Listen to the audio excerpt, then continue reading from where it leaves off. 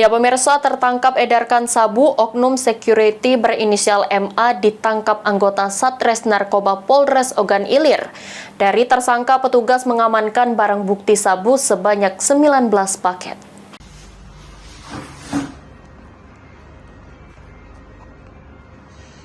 Inilah oknum security inisial MA 34 tahun warga desa Talang Tengah Darat, Kecamatan Lubuk Keliat, Ogan Ilir. Diamankan anggota Satres Narkoba Polres Ogan Ilir, tertangkap mengedarkan sabu di tempat tinggalnya.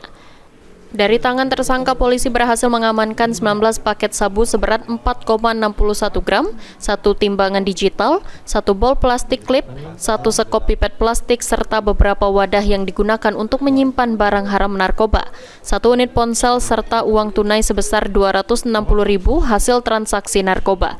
Kasat Narkoba Polres Ogan Ilir Ibtu Syurya mengatakan, penangkapan berawal dari informasi masyarakat terkait aktivitas mencurigakan di sekitar tempat tinggal tersangka. Setelah dilakukan penyelidikan, petugas mendapatkan tersangka sedang berada di rumahnya dan langsung melakukan penangkapan.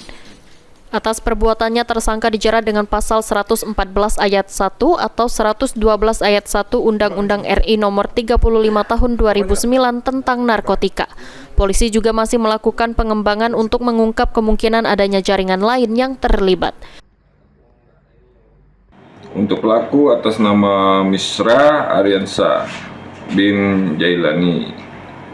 Untuk barang bukti yang kita amankan 19 paket narkotika jenis sabu. Barang bukti lainnya, Bang? Handphone, 1 unit handphone, dan uang tunai 260.000 hasil dari pengakuannya, hasil dari transaksi narkoba. Itu pengakuannya udah berapa lama itu pelaku? Dari pengakuannya kurang lebih 3-4 bulan bisnis ini dilakukan, kegiatan jual beli narkoba ya. Tersangka dijerat pasal berapa nih, Bang? Untuk sekarang kita terapkan di pasal 114 ayat 1 dan pasal 112 ayat 1 Undang-Undang Republik Indonesia nomor 35 tahun 2009 tentang narkotika.